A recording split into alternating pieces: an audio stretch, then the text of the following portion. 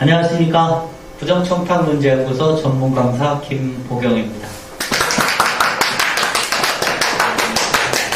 교육이라는 것은 본인이 원하는 교육을 받을 때 가장 좋은 교육의 효과가 있고요. 두 번째는 이렇게 직장 교육의 일환으로 필요에 의해서 받는 교육도 좋은 교육이라고 생각합니다.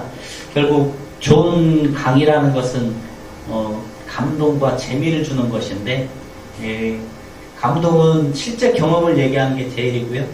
그리고 재미는 반전이 있어야 제격이라고 생각합니다.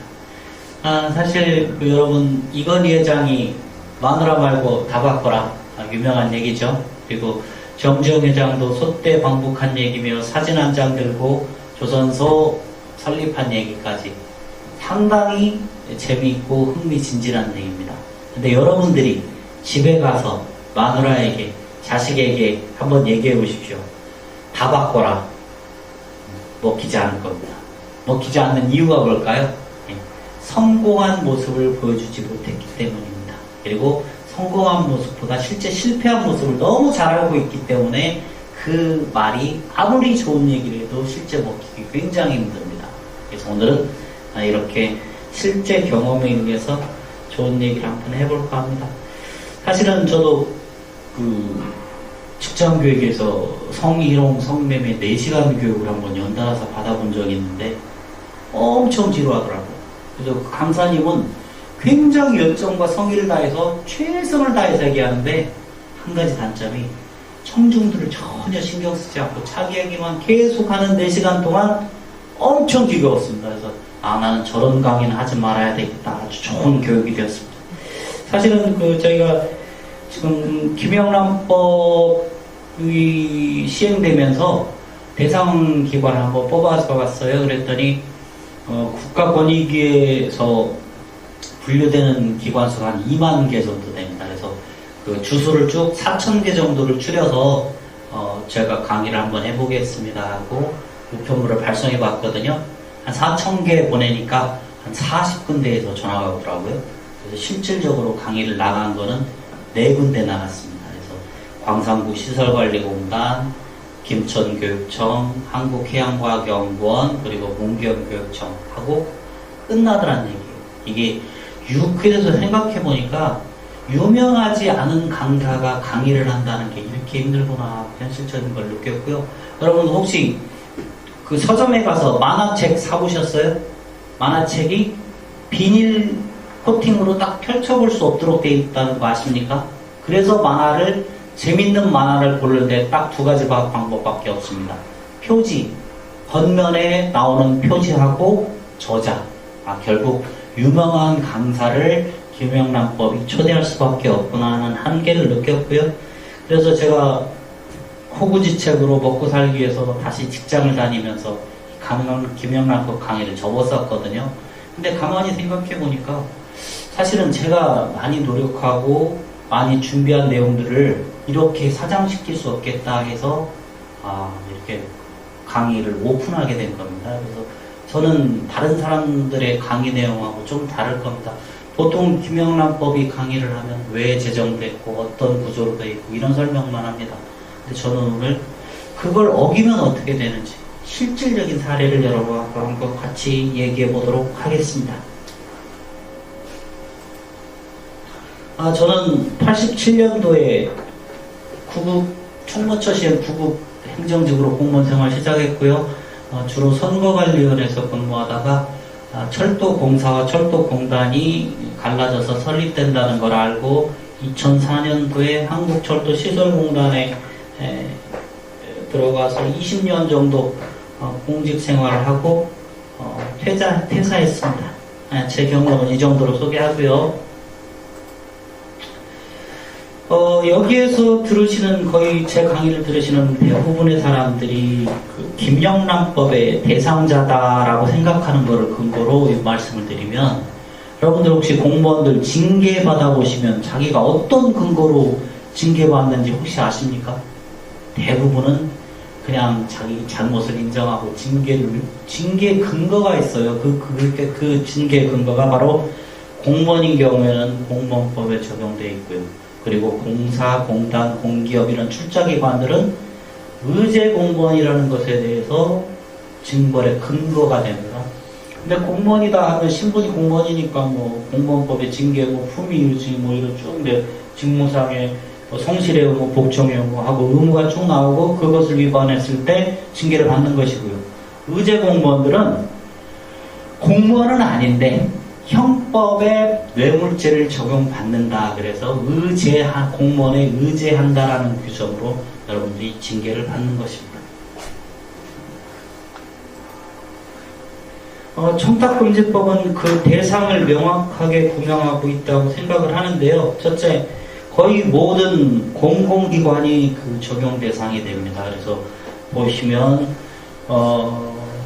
공직자윤리법에 따른 그 공공기관 운영에 관한 법률이라고 공공기관으로 분류되는 모든 기관이 김영란법 대상이고요. 그리고 교육법에 의한 모든 교육관계자의 그 관계자들까지 전부 다. 그리고 언론사들, 그리고 굉장히 포괄적인데 이렇게 많은 사람들이 무엇을 제한받게 되었느냐? 금품의 제공과 부정청탁의 금지를 법으로 정해놨다는 얘기입니다. 그래서 이 벌칙의 적용은요, 연 1회 100만 원을 초과하는 금액을 연간 300만 원 이상 초과했을 때 형사처벌하겠다, 이런 내용이 주된 내용이고요. 뒤에서 자세히 말씀드리겠습니다. 국가권익위원회에서 청렴도 지표를 조사할 때 자기가 이렇게 체크해보라 그럽니다. 그러면 쭉 뭐 직무와 관련된 어떤 업무지 부당한 얘기, 법을 잘 안 지킨 얘기 쭉 이렇게 나오는데 여기에 보면 청렴에 대한 그 의지와 부패의 노력 수준, 그리고 도박, 음주, 사생활 문란 이런 자기 체크를 하도록 되어 있어요. 이게 사실 자기하고 아무 상관이 없는 것 같은데 실질적으로 부정부패가 일어난 사람의 사례를 여기다 대입해 보면 거의 모든 사람이 해당되는 상목이 상당히 많다는 걸 느낄 겁니다. 그래서 청렴 지표가 우리에게 꼭 필요하다. 이거 알고 계시면 좋겠고요. 제가 2004년도에 철도공단에 고용 승계돼가지고 총괄 물품 담당을 할 때 국토교통부에서 철도공사에 있는 폐레일을 인수해서 처리해라 하고 공문이 왔습니다. 그래서 그러다 보니까 철도공사는 각 지역본부별로 한 물품 담당자들이 여기도 있고 다 하다 보면 한 지역본부는 40명 이상의 담당자들이 있는데 그걸 우리가 가져올 때 철도공단의 입장에서는 지역본부당 한 명씩밖에 사람이 없어서 이걸 어떻게 해결할까 하고 고민하다가 일괄적으로 협약을 시행해서 일괄 매각하는 방법으로 제도를 개선했습니다. 근데 이때 생각하지 못한 일들이 벌어집니다. 나는 최선을 다해서 보다 효과적으로 빨리 처리하려고 일을 해서 개선을 했는데 이러고 보니까 레일의 고철이 매각돼서 평소에는 뭐 100톤, 300톤 이렇게 입찰받아서 받던 중간 매매상들이 다 수익을 이룬 겁니다. 수익사업. 우리 입장에서는 빨리 처리를 해야 되기 때문에 이렇게 일괄적으로 처리하겠다는 방식으로 개설을 했는데 이게 소소한 사람들의 자기 생계에 달린 문제가 되다 보니까 이 사람들이 계속 민원을 제기했습니다. 그래서 감사를 4번 받았습니다. 자체 감사 받았고요. 감사원 감사도 받고 건교부 감사 받고 다시 자체 감사 받고 그래서 행정상으로 아무 문제가 없는 것처럼 결론이 났는데 감사실에 투서가 들어갔습니다. 그래서 결국 그 투서에 대해서 조사를 하다 보니까 문제가 발견되기 시작하는데 제가 사실 이 업무를 개선하면서 친구한테 술자리에서 이런 얘기를 합니다. 내가 이런 방법을 개선을 생각하고 있는데 내가 이 분야를 잘 몰라서 말이야. 그랬더니 친구가 그래 내가 아는 동생이 그 일하고 있는데 소개시켜줄까? 그래서 자연스럽게 그냥 술자리에서 얘기하고 합석하고 그 사람한테 많은 정보를 받아서 실질적으로 개선했어요. 여기에서 일이 끝나야 되는데 그렇게 하다 보니까 나는 고마우니까 그 사람을 제철업소에 소개시켜줬고 그 사람이 실제 일을 하게 됩니다. 이렇게 되는 과정에서 민원이 발생되고 그 민원이 결국 일파만파 커지면서 경찰에 수사 의뢰가 되고요. 그리고 수사 의뢰를 했을 때 문제가 되는 게 그 친구가 나한테 1,000만 원을 빌려준 게 통장에 딱 찍힙니다. 경찰이 그 친구를 데려다가 계속 추궁합니다. 그 친구가 처음엔 얘기를 제대로 잘해요. 왜 차용증도 없이 그냥 1,000만 원 빌려줬다고 하니까요. 왜 빌려줬나 그러니까 그 친구가 처음엔 그렇게 얘기합니다. 그럴 정도의 사이는 됩니다. 친구지간에 그냥 1,000만 원 빌려줄 정도 사이 됩니다. 하는데 3개월 동안 계속 경찰이 이 친구를 불러다가 마지막 3개월 차 됐을 때 이 친구가 시달리다 못해 당신 안 그러면 당신 사업을 망하게 하겠다고 약간 협박성 얘기를 하니까 이 친구가 이렇게 얘기합니다. 안 돌려받아도 괜찮을 정도로 생각하고 돌려받을 생각 없이 빌려줬다. 이걸 조서에 한 줄 씁니다. 그러니까 저를 불러다가 구속시키겠다고 그러더라고요. 처음엔 잘 이해를 못했습니다. 무슨 1,000만 원 빌린 게 무슨 구속사유가 되나. 그래서 결국 구속돼서 검사가 다시 물어봅니다. 당신 그 돈 뇌물 받은 거 맞지? 그래서 제가 얘기합니다. 아니 뇌물 받은 거면 제가 왜 갚았겠습니까? 그러니까 그 검사가 다시 얘기합니다. 그럼 당신이 그 사람이 당신 돈 빌려줄 때 그 자리에 있었으니까 빌려줬죠? 네, 그건 맞습니다. 이게 징역 생활의 시작이 될 줄은 그때만 해도 몰랐습니다. 빌려준 돈이 정상적인 거래가 아니다. 이렇게 시작돼서 구속되었는데요. 근데 구속돼서 형사부에서 조사를 다 썼을 때는 그 1,000만 원만 문제가 됐었어요. 근데 이게 특수부로 넘어가서 기소 과정을 다시 한번 거치는데 특수부에서 전혀 생각지도 못한 다른 사항이 나옵니다. 뭐냐면 이 일이 있기 전 6개월 전에 있었던 전세자금 7,000만 원 빌린 문제가 또 나옵니다.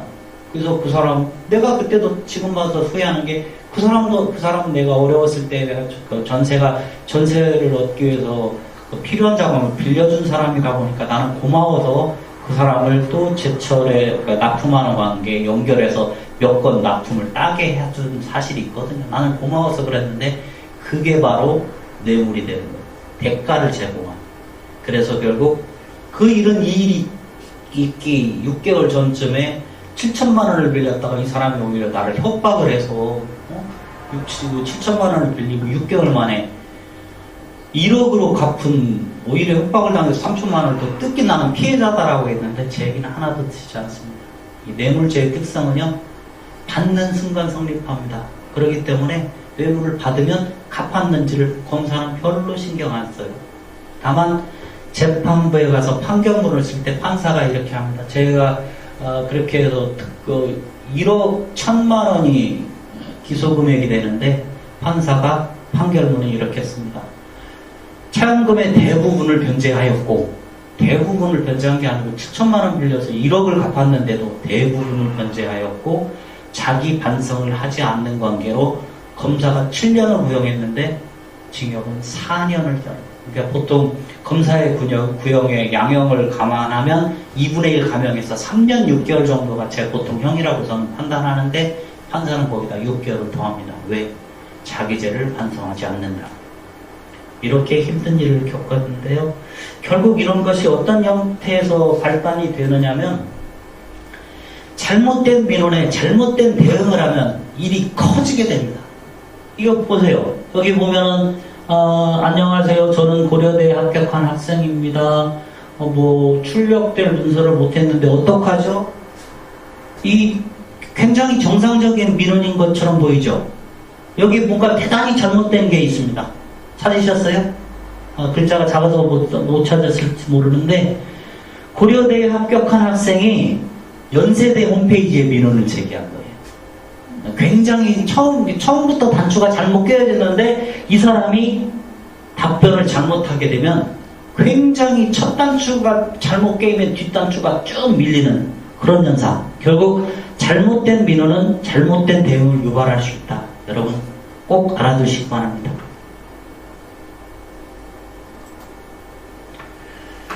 그렇게 생각지도 못한 7,000만 원 빌려서 1억을 갚은 게 뭐가 죄가 되겠냐고 생각했는데 법률적으로는 전혀 아닙니다. 그래서 4년의 실형을 선고받고 교도소에 딱 들어가는데 사실은 저는 이 얘기를 하고 싶어요. 실질적으로 교도소를 가면 말이 여러분을 괴롭힐지 이 얘기를 하고 싶은데, 첫 강의를 그 광산구 시설관리공단 나가서 쭉 얘기를 했습니다. 교도소 생활이 어떻고 얼마나 힘들고 여러분들이 가면 어떻고 쭉 이 원래는 이 강의 페이지가 이 교도소 생활 얘기가 한 7, 8페이지 정도 됐었어요. 그런데 이사장이 손을 딱 들더니 개인적인 얘기는 그만하시고 본론으로 넘어가시죠. 이렇게. 이게 제 개인적인 얘기가 된 거라는 거죠. 저는 실질적으로 이렇게 힘든 일을 여러분이 겪을 수 있습니다. 그러니까 그러지 마세요라는 게 제 얘기의 포인트가 될 줄 알았는데, 듣는 사람 입장에서는 실패한 얘기는 전혀 도움이 안 돼요. 짜증납니다. 제가 보헤미안 랩소디가 800만을 넘었다고 해서 한번 가봤습니다. 안 보려고 그랬었죠. 800만이 봤다길래 굉장히 대단한 영화인 줄 알고 기대를 하고 잔뜩 하고 갔습니다. 지뢰 죽는 줄 알았습니다. 왜 저런 쓸데없는 얘기를, 초양성애자 얘기를 내가 왜 봐야 돼? 근데 마지막에 반전 포인트. 그 마지막에 다시 헤어졌던 퀸이 다시 재결합해서 엄청난 공연을 보여줄 때, 아, 이 장면을 보려고 그렇게 힘든 얘기를 이 사람이 설명했구나. 저도 똑같습니다. 여러분들이 제가 겪었던 얘기를 타산지석으로 삼아서 여러분들에게 도움이 됐으면 하는 바람이지만, 결국 제 실패 얘기는 여러분들이 관심을 갖지 않는다는 얘기죠. 제 얘기, 다들 자기 얘기라고 생각할 수 있는 그런 연관성이 없어요. 사실은 저도 그랬으니까. 저도 실제로 구속돼서 징역 살 때까지 제가 징역 살 일이 뭐 있을까 생각했습니다. 하지만 전세자금 7천만 원 빌렸다가 1억 갚았는데 그게 뇌물죄랍니다. 그렇게 사는 겁니다. 근데 실질적으로 교도소 가면 딱 이래요.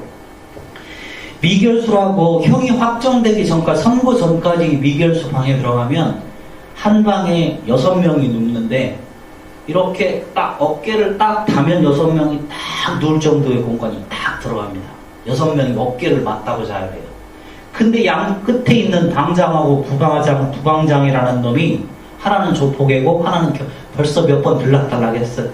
그러니까 자기 저녁에 매트리스 까고 이불을 깔 때 자기 자리를 딱 그게 밍크 이불을 쫙 단으로 싸갖고 침대처럼 싸가지고 자기가 두 자리를 6명 중에 2명이 그렇게 딱 벌리고 자니까 나머지 4명은 칼잠을 잡니다. 옆으로 누워서 4명이 딱 할 정도의 공간밖에 안 남아요. 그렇게 힘들게 삽니다. 근데 이런 얘기를 저는 하고 싶은데 듣는 사람은 재미없어 하더라는 거죠. 내 얘기가 아니니까. 나는 그럴 일이 없으니까. 근데 이제 여러분, 김영란법이 여러분을 그렇게 만들지 모른다는 얘기입니다. 여러분, 우리나라 교도소에 얼마 정도 사람들이 가 있는 것 같아요? 이게 제가 뽑아본 15년도 현재 한 4만 6, 7천 명이 교도소에 수용되어 있습니다. 가장들이 대부분에. 근데 여기를 관리하기 위해서 교정공무원, 교도소 공무원이 얼마나 있는 것 같습니까? 4만 7천 명을 관리하기 위해서 15,000명 정도의 교정공무원들이 똑같이 교도소 생활을 하고 있는 거예요. 이 정도가 국가가 관리하고 있는데 우리는 아무도 관심 없고 내 일이 아니니까 모른다는 거죠. 여러분, 중국에 간서 어느 집 아버지 지금 중국 갔다는데 3개월, 6개월 안 오시는 분 있죠. 그리고 전화 가끔 옵니다. 중국이라고. 031 찍혀서 중국이라고 전화 오는 거. 다 여기서 전화 오는 건지도 혹시 모릅니다. 실질적으로 4만 6천 명이 가장급들이 그 교도소에 가 있으면 4만 6천 가구가 일단 해당될 거고요. 거기에 있는 가족들을 5명으로만 따져도 20만 명, 30만 명이 연관되어 있는 것들인데 우리 사회는 아무도 관심 없이 흘러가고 있습니다. 그런데 그런 일들이 이제 곧 여러분의 일이 될지도 모른다는 얘기입니다. 교도소 얘기 길게 하니까 재미없어 하더라고요. 그래서 핵심적인 얘기만 한번 해보겠습니다. 교도소에서 가장 괴로운 게 뭘까요? 괴롭힘을 당하는 겁니다. 이 필패된 공간에 사람을 집어넣고 하면 어떤 현상이 벌어지냐면 야국강식의 처절한 동물의 세계가 됩니다. 그래서 약한 사람이 누가 좀 보인다 하면 그 사람을 그렇게 괴롭혀요. 그래서 실질적으로 교도소는 약한 사람은 버텨내기가 힘들어요. 한 번 약세를 보이면 그 사람은 그 방에서 계속 왕따를 당합니다. 그게 제일 괴로워요. 괴롭힘을 당하는 게 괴로운 일이고요. 가장 힘든 거는 역시 아플 때입니다. 제 옆방에 그 운동을 하러 나가면 그 각 사동별로 쭉 가니까 운동 시간에 얘기를 하는데 금요일날 폐강이라고 그래요. 금요일날 저녁 일과가 끝나고 문을 밖에서 잠궈버리면 다음 아침에 교도관들이 출근해서 문을 열 때까지 절대로 안에서 열 수 없는 구조입니다. 근데 옆방에 있는 평소 알고 있던 친구가 문을 막 두드립니다. 교도관님, 감기 몸살에 걸려서 죽을 것 같아요. 조치 좀 해주세요. 교도관이 와서 문을 뻐끔히 열어보고 문 딱 닫고 갑니다.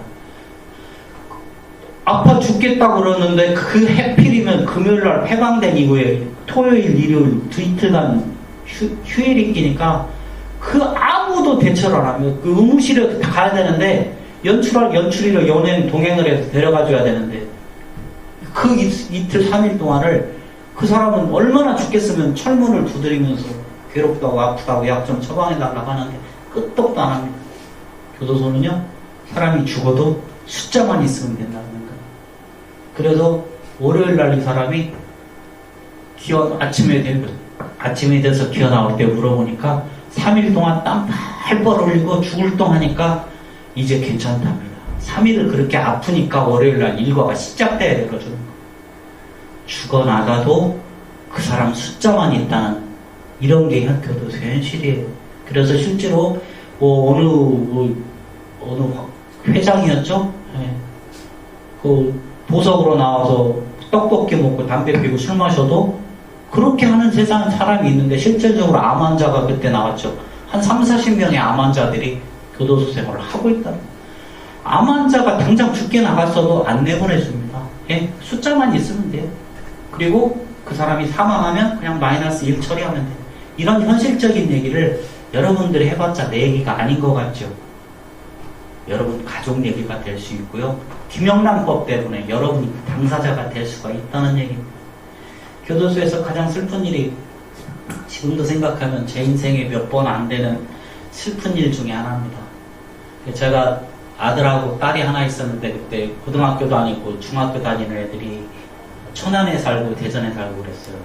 그래서 대전에 사는 아들이 천안에 있는 딸을 데리고 저한테 면회를 온다고 아침 일찍부터 출발했답니다. 근데 이게 교도소 위치가 뭐 대단한 거라고 교도소 주소가 대웹입니다. 나와 있질 않아요.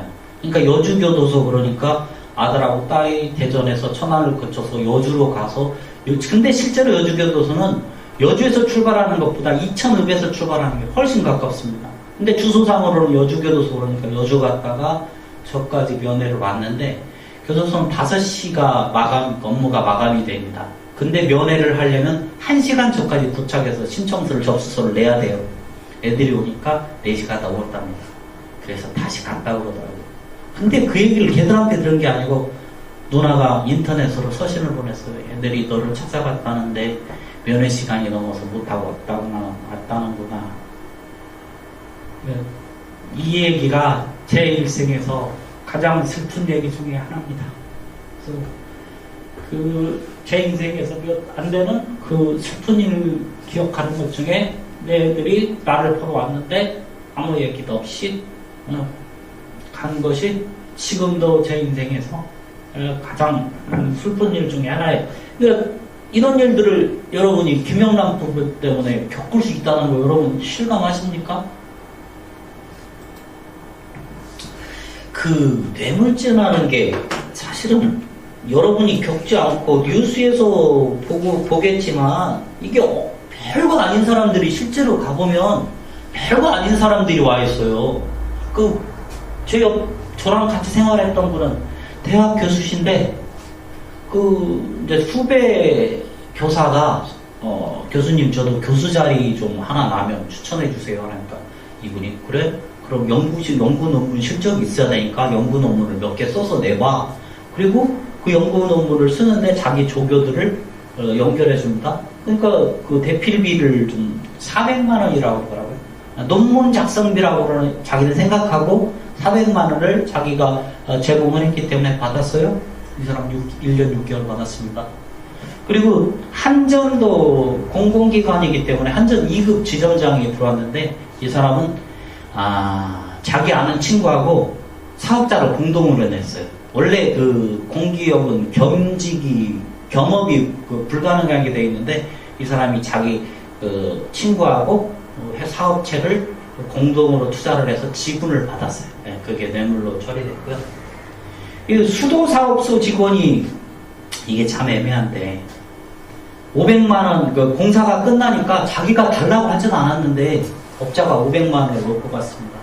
근데 놓고 가면서 뭐라고 그러냐면 사무실 비용으로 쓰세요 그래요. 얼마나 부담 없어요. 이게 뇌물을 받는 사람의 가장 문제점이 뇌물이라고 생각하지 않고 그 뇌물을 줄 때 거부하기 곤란한 경우가 이거예요. 사무실 비용으로 쓰세요. 내가 너한테 주는 거 아니다. 네가 받아서 사무실 운영비로 써라. 그러니까 이 사람 진짜 뇌물이라는 개념 자체가 없는 거. 이 사람 사무실 저 사람이 내가 달라고 하지도 않았는데 사무실 비용으로 쓰세요 했을 때 여러분한테 그렇게 줬을 때 받지 않을 사람이 제가 볼 때는 거의 없을 거예요. 왜 나한테 주는 게 아니니까. 그래서 이 뇌물이라는 의식이 얼마나 하면은 달라고 하지 않았는데 주는 거 이거 거부하기 힘들고요. 그리고 두 번째로 이게 뇌물을 내가 100만 원을 받았어요. 내 옆 사람이 아는 것 같아. 그래서 50만 원씩 나눴어요. 그러면 죄의식이 반감이 됩니다. 이 100만 원을 받은 것에 대한 죄의식이 반감이 돼요. 근데 10명이 이걸 공공으로 다 나눴어요. 죄의식이 없었어요. 왜? 내가 쓴 거 아니잖아요. 근데 결과는 어떻게 되죠? 이 사람 징역, 실형 8개월 받고 살았습니다. 공무원 잘리고요. 실질적으로. 근데 여러분들 죄의식이라는 그게 얼마나 그 상황에 따라서 달라지냐면 집에 복사지가 떨어졌어요. 그래서 인쇄용지로 사무실에 있는 복사지를 몇 장 가져갔어요. 여기서 혹시 죄의식 느끼는 사람 있습니까? 거의 없어요. 뭐 집에 총이 없어서 몇 장 가져갔기로서 그걸 뭐 죄의식이라고 합니까? 근데 좀 단위를 키워보죠. 이제 250매가 아마 한 권씩 이렇게 돼 있을 겁니다. 몇 장씩 가져가다 보니까 필요할 것 같아서 한 권을 가져와요.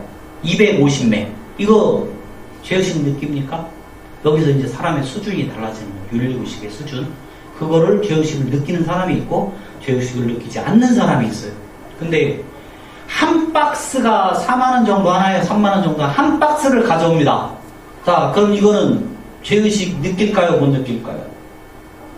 여기서부터는 대부분 느껴야 돼요. 이걸 못 느끼면 어떠냐?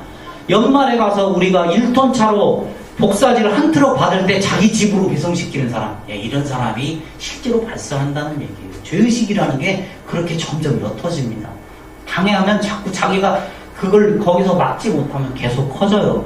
이런 식으로 실질적으로 이런 사례들이 얼마나 실제로 교도소 가면 저런 일들로 별거 아닌 것 같은 일들로 와서 실형을 살고 있어요. 여러분들 뇌물죄 그러면 뉴스에 보면 대단히 나쁜 사람처럼 보이잖아요. 뭔 저런 천일을 공노할 놈이 있어. 국가의 녹을 먹는 놈이 저럴 수 있어. 실제 가보면 사실 그 사람 개인적으로 사정을 따져보면요 별거 아닌 것들이에요. 아까 그 앞에서 얘기했지만 경찰서 지구대장은요 친구한테 1000만 원 빌렸다가 구속됐어요. 1심에서 유죄 나왔어요. 2심에서 무죄 됐습니다. 왜 그런지 아세요? 그 뇌물로 받은 1000만 원이 현금인데 1심은 그 현금을 받았다고 인정한 거고요. 2심은 그게 현금을 받았는지 안 받았는지가 명확하지 않다.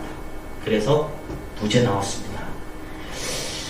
그 뇌물죄가 성립이 돼서 하면 뇌물을 추징하게 되거든요. 몰수해야 되는데 몰수했을 때 추징을 합니다. 내가 뇌물로 1000만 원을 줬어요. 근데 그 사람이 그 다음날 그 1000만 원을 그대로 돌려줬어요. 이거는 몰수나 추징 대상이 아닙니다. 근데 그 사람이 나한테 1000만 원을 갖다 줬어요. 내가 한 일주일 있다가 그 사람 계좌로 1000만 원을 쐈어요. 이거는 몰수 대상입니다. 무슨 얘기냐면 그 사람이 그 몰수는 그 범죄에 연루된 그 재산을 물품을 환수하는 건데 그가 갖다 준 1000만 원이 계좌로 쓴 1000만 원이 아니라는 논리죠.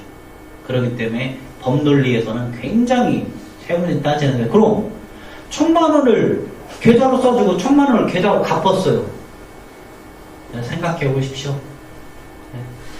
이렇게 제가 사실은 하면서 저는 나름대로 부당하다고 생각해서 많은 기관에 구제 활동을 해봤어요.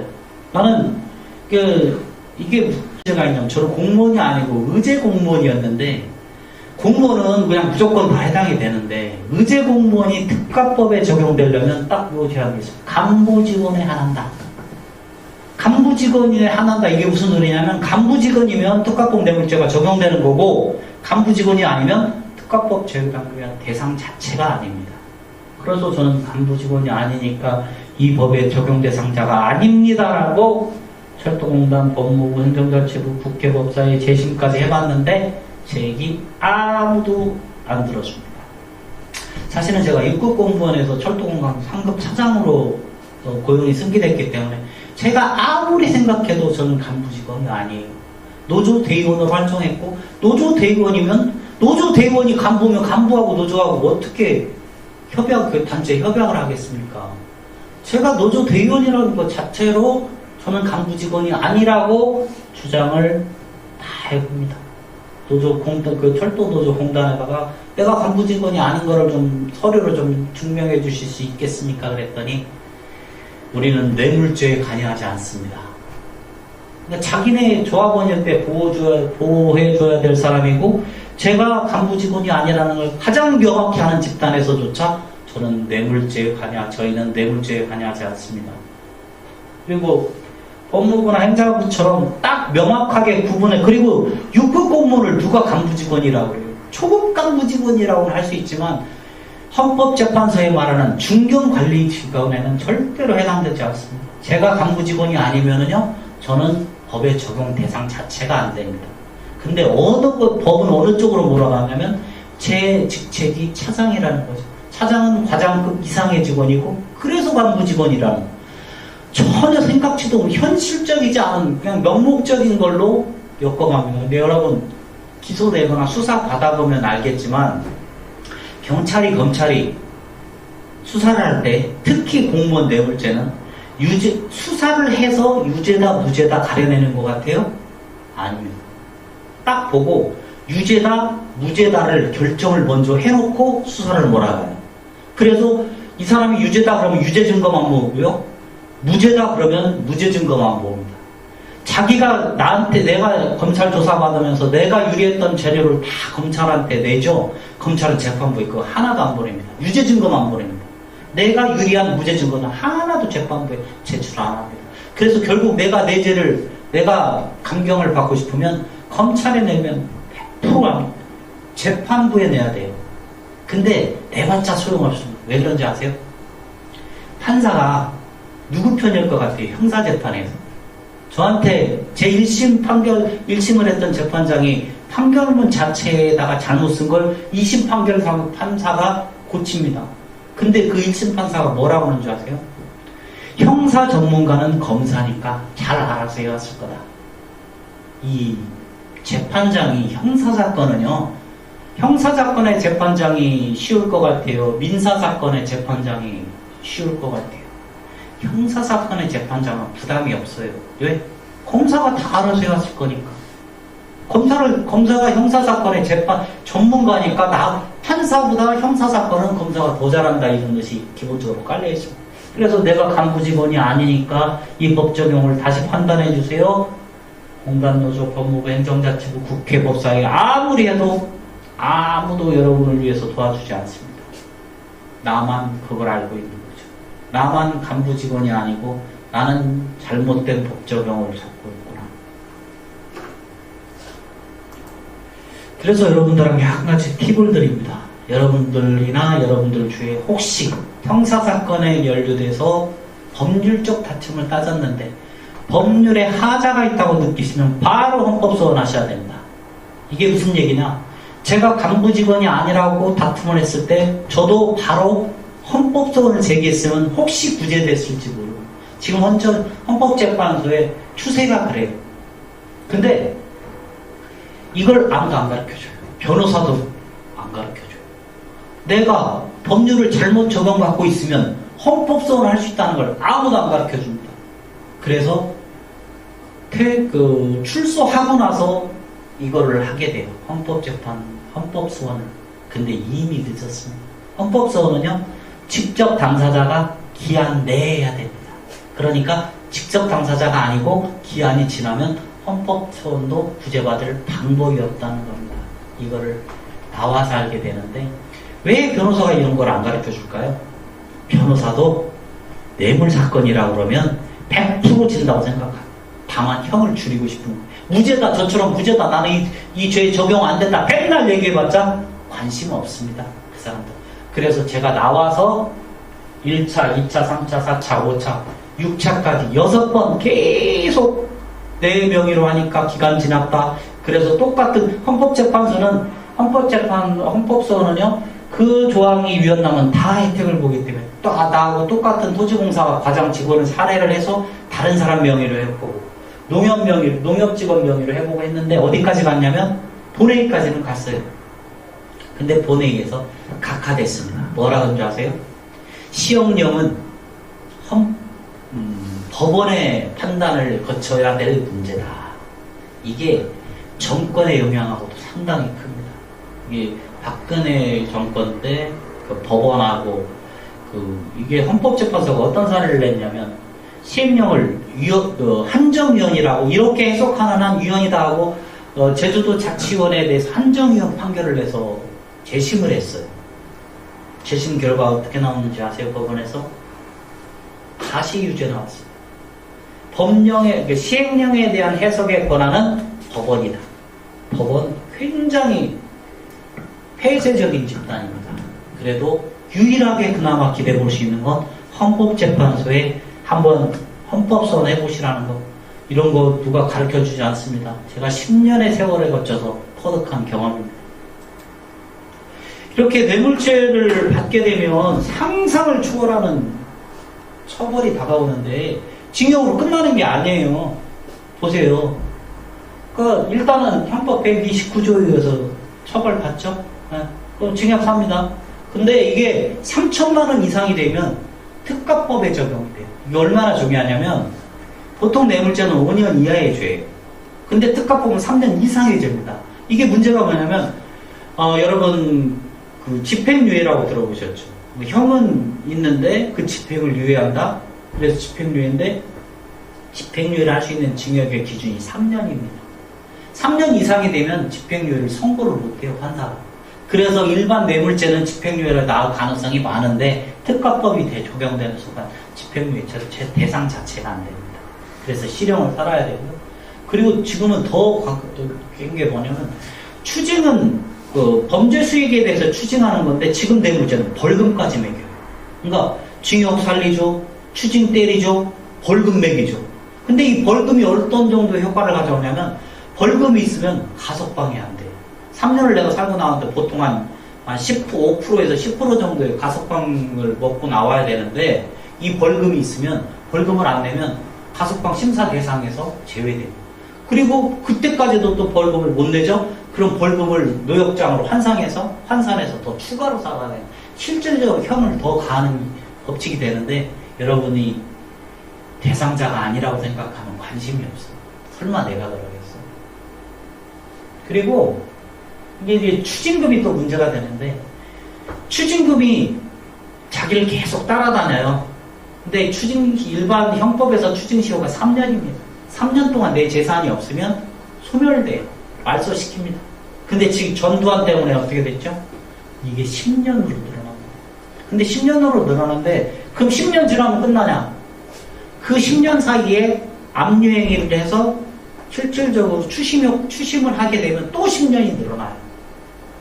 평생 갈지도 모릅니다. 이렇게 그리고 이것만이 끝나는 게 아니고 추징 걸려있죠, 뭐 벌금이 있죠. 그리고 또 세무서에 불로소득으로 신고가 됩니다. 그래서 그 뇌물을 변제하고 갚았는데도 또 그만큼의 수가 세금으로 또 불로소득세로 또 부과돼요. 이게 또 5년 동안 또 세무서가 괴롭힙니다. 그러니까 한 건의 뇌물죄에 연루돼서 들어갔다 나오면 그냥 형 몸으로 떼고 사는 게 아니라 계속 따라나오고 그리고 나와보니까 신용불량자가 되겠더라고요. 신용평가 등급 자체가 안 나옵니다. 회복이 안 돼요. 신용 회복이 안 되니까 정상적인 경제활동을 할 수 없어요. 취직을 할 수 없고요. 통장 만들 수 없고요. 카드는 물론이고 대출 안 되고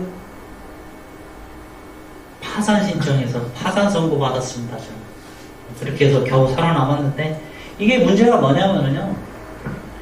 뇌물죄는 그나마 이거를 검사가 증명해야 돼요. 대가성이나 업무 관련성. 대가성이 있느냐, 네가 그걸 받고 뭘 해줬느냐, 그리고 네 업무가 그거에 관련이 있느냐. 저하고 똑같이 철도공단 2급 부장이 긴급 체포됐습니다. 그래서 의정부지검에 잡혀 들어갔다가 다음날 나왔어요. 영장실질검증 심사를 받았는데 판사가 업무 관련성이 없다 이렇게 풀어줬어요. 왜? 그 사람이 페인트 업자하고 술 마시는 술값을 한 200만 원 정도 뇌물로 받았다. 술값이 200만 원이다 뇌물이다 이렇게 검사가 구속 신청을 했는데 판사가 볼 때는 철도공단이 그 페인트 취급하나요? 아닙니다. 저희는 페인트를 취급하지 않습니다 해서 흘러나와서 이 사람 겨우 살아났습니다. 그래서 업무 연관성과 대가성을 입증해야 되는 뇌물죄의 특성이 있어요. 근데 김영란법은 이게 필요 없다는 겁니다. 대가성 안 보고요. 업무 관련성 안 본다는 얘기입니다. 그러면 어떻게 될까요? 이게 부정청탁금지법의 주요 내용입니다. 이렇게 바뀐다는 거죠. 그러니까 100만 원을 기준으로 100만 원이 초과되면 형사처벌되고요. 100만 원 이하에는 이 2배에서 5배까지의 과태료를 부과하겠다. 이게 포인트예요. 그러니까 금품을 받을 때 뇌물은 직무 관련성과 대가성을 있는데 이게 100만 원만 넘으면 그걸 안 본다는 거예요. 필요 없다는 거죠. 막장 드라마 이런 거 여러분 아침 드라마 보면 이런 내용들을 많이 볼 겁니다. 이렇게 바뀐 것에 대한 막장 드라마를 제가 한 편을 작가로서 써보겠습니다. 갑자기 어느 날 친구가 저녁에 집에 있는데 전화합니다. 야, 여기 좋은 자리 있는데 술 한잔 하러 나올래? 어디야? 나갔습니다. 술 한잔 보니까 모르는 사람이 옆에 앉아있어요. 여기 인사해. 그래요? 예, 누굽니다 하고 술을 마셨어요. 그리고 이제 떡이 갔겠죠. 자기는 기억이 없어요. 술값이 얼마나 나왔는지 누가 계산했는지도 몰라요. 며칠 있다가 전화가 옵니다. 그 업자라는 같이 있었던 사람이 업자겠죠. 술값 내고 갔겠죠. 레파토리 뻔합니다. 막장 드라마니까. 그 사람이 딱 전화해서 무슨 과장님 제가 그날 3시 술 마시는데 한 500 나왔습니다. 그래서 근데 과장님 보시니까 김영란법 대상자라고 그래서 제가 아니면 그냥 민간인이면 그냥 아무 일 없이 넘어가려고 그랬는데 혹시 과장이 문제되지 않겠습니까? 전화가 오는 순간 여러분 꼭 끼는 겁니다. 이때는 그 사람이 술값을 3명이 먹었는데 500만 원 나왔어요. 그럼 n분의 1 하면 얼마예요? 100만 원 넘죠? 그럼 그 사람이 꼭 낀 겁니다. 그 사람이 신고만 하면 아무 이유 없이 형사처벌 받게 될 수 있다. 이게 막장 드라마의 가장 대본입니다. 이런 일이 실제로 벌어질 수 있다. 이게 굉장히 중요한 얘기고 지금은 실감나지 않겠지만 뇌물죄보다 훨씬 쉽게 말해서 경찰력이 실적 쌓기가 엄청 좋아지는 겁니다. 여러분 검사나 경찰이 어느 정도의 사건을 유지해야 그 조직이 유지된다는 거 혹시 아세요? 지역에 사건이 떨어지면은요 검사 숫자, 경찰 숫자 줄어들어야 됩니다. 그래서 하는 게 뭐죠? 실적을 유지하기 위해서 갑자기 한 길목 막 응주 업무를 합니다. 엄청 걸어요.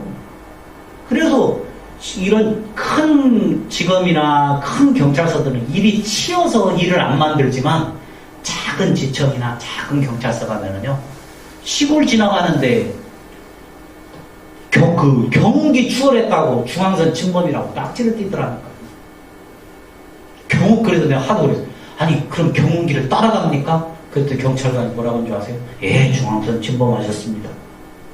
여러분 사거리에 가서 유난히 잘 걸리는 좌회전 신호에 한번 딱지 껴본 적 없어요? 꼭 그런데 그거는 대부분 어떤 심리냐면 도로 구조적으로 문제가 있는 거에 경찰이 꼭 서 있습니다. 실질적으로 막히고 사고 난데 경찰 안 나와요. 112에 전화해야 겨우 올까 말까 합니다. 하지만 다 걸리는 사거리는 가로수의 뒤에 딱 서 있다가 정중하게 나와서 인사합니다. 네, 위반하셨습니다. 근데 저희 읍내 사거리가 딱 그러거든요. 신호가 좌회전이 하나밖에 없는데 차들이 출퇴근 시간에 쭉 밀려서, 그러니까 직진 신호에 가서 차가 서서 좌회전합니다. 100% 걸립니다. 경찰 막 수고합니다. 막 찢어지면서 막 실적 올립니다. 근데 어느 날 보니까 경찰이 안 나와 있는 거고, 얘들 이렇게 물 좋은데 경찰이 왜 안 나와 있을까요? 차선을 좌회전하면서 하나를 더 줬더라고요. 근데 차선 하나 더 하면 있을 일이 없는데, 그걸 이용해서 경찰에 나와서 뜯어먹는 게 실적입니다. 혹시 여기 경찰관 가족이나 경찰은 저를 강요하면 제가 이 소리 쏙 빼겠습니다. 혹시 경찰이시면 이해해 주세요. 하지만 그렇게 실적에 어이면 엄청난 실적을 올릴 수 있는 게 김영란법이에요. 이렇게 쉽게 다가오는 게 김영란법. 근데 여기서 말하는 금품이라는 게 얼마나 웃기냐면요. 일체의 재산적 이익이나 접대향은 유무행의 경제적 이익을 전부 다 재산으로 보겠다는 겁니다. 그러니까 첫 김영란법 대상자가 위반한 게 뭐였죠? 떡 5만원. 이게 금품 제공이 돼요. 떡이 금품입니까? 그렇다는 거죠. 네. 이게 뇌물죄 자꾸 얘기하면 내 얘기가 아니기 때문에 실감이 안 나요. 근데 저는 제 얘기이기 때문에 이 얘기를 하고 싶어요. 왜? 여러분 그러지 말라. 그러니까 뇌물죄에 걸려서 실제 실형을 살고 나오면 가족이 파괴됩니다. 4년 동안 들어가 있는데 정상적인 가정생활이 되겠어요? 애들이 중고등학생인데 정상적인 학교생활을 할 수 있겠어요? 이혼합니다. 누가 버티겠어요? 그리고 재산이 다 날아갑니다. 제가 안에 들어가 있으니까 일단 대출을 못 갚잖아요. 이자를 못 내잖아요. 네, 경매 넘어가고요. 그리고 이게 추징이 10년을 쫓아오는데 여러분 제가 신용불량자 되면서 한번 이것도 겪게 된 건데, 신용불량자가 등재돼서 없어지기까지 7년 정도 걸려요. 24개까지. 근데 그 7년에 준비기간이 한 2년 걸려요. 그러니까 10년 동안은 경제생활을 못합니다. 그래서 할 수 없이 파산신고를 해서 선고를 받았는데, 추징이 계속 따라오고 몰수가 계속 따라오면 경제적으로 재기하는데 최소 10년은 걸린다는 얘기예요. 출소하고 10년 동안은요, 경제활동을 거의 아무것도 할 수 없어요. 제가 출소해서 처음으로 뭐 할게요? 주유소 가서 알바했습니다. 왜? 경력 안 물어보죠. 왜 왔냐고 안 물어보죠. 최저시급 주는데 시간당 계산해서 그냥 세차하고 주유하고 욕 먹고 자존심 팔고 이렇게 하면 겨우 목숨만 유지하는데 그게 10년 걸립니다. 그리고 구속되면은요, 제일 문제가, 여러분 뭐 신경 안 쓰고 자고 일어나고 밥 갖다 주고 좋아질 것 같아요? 신체가 완전히 망가져요. 이게 그 안에서 보면 각종 성인병이랑 성인병은 다 생깁니다. 원형탈모 생기고요, 부지혈증 생기고요, 뭐 당도 안 좋아지고요. 이게 스트레스가 아무리 그 사람한테 일 안 시키고 밥을 갖다 떠먹여줘도 성인병 다 생깁니다. 이게 정신력이 약화가 되는데, 이 신체가 강한 사람이 정신력이 강한가 봐요, 진짜. 거기서 조폭이나 똘마니들은 잘 버팁니다. 지들끼리 막 90도 인사하고요. 형님 뭐 잘 지내십니까? 맛있게 드십시오.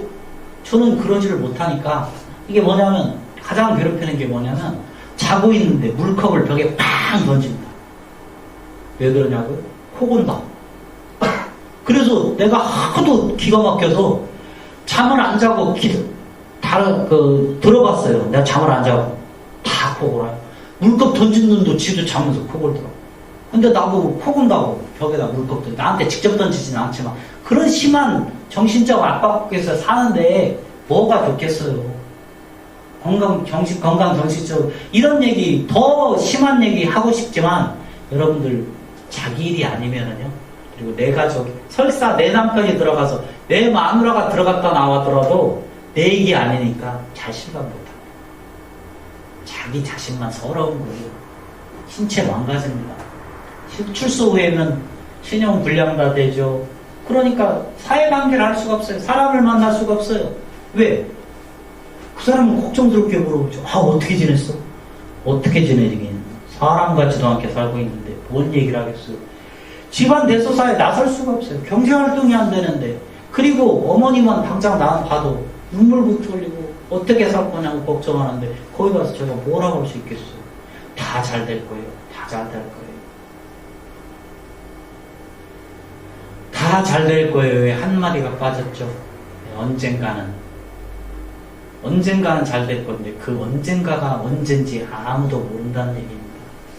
적어도 최소 10년은 그렇게 됐어요.